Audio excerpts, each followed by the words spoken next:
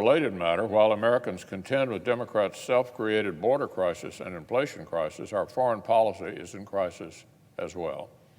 The Biden administration's disastrous retreat from Afghanistan may be over, but the danger to the American citizens and Afghan partners it left behind certainly is not over.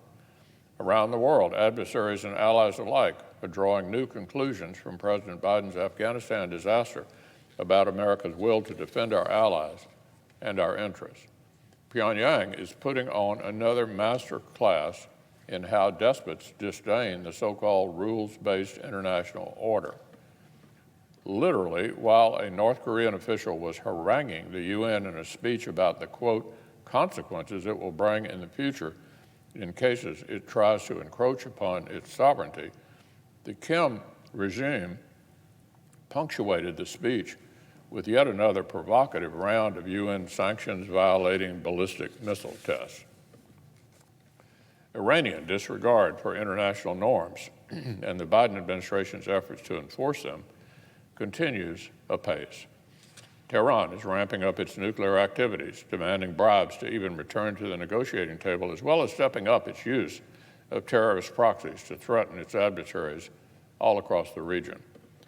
In light of our retreat from Afghanistan, we should not be surprised if Iranian-backed groups redouble their efforts to inflict U.S. casualties and otherwise pressure the Biden administration to turn tail and run from Syria and Iraq.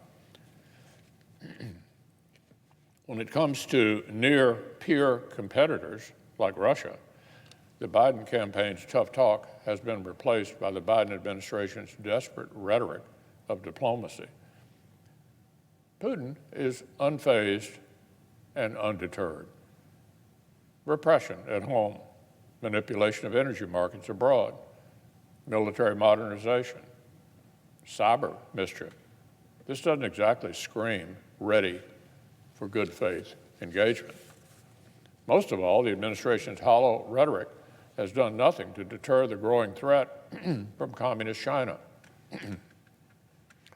Just this month, Beijing has sent a record number of military aircraft on provocative missions into Taiwan's airspace. As senior Pentagon officials have warned, we're witnessing a strategic breakout by China. Democrats still refuse to let us adequately fund our own military and defense. The Biden administration's budget falls woefully short of our requirements for greater competition with China and with Russia. All the more so given the inevitable growing terror threat. And here in Congress, Democrats are doubling down on this reckless misstep. Democrats want to spend trillions of dollars on a socialist wish list at home while leaving the service members who keep us safe overseas in the lurch.